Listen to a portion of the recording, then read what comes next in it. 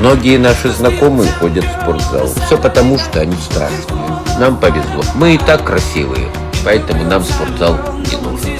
Пойдем по мороженое сожрем.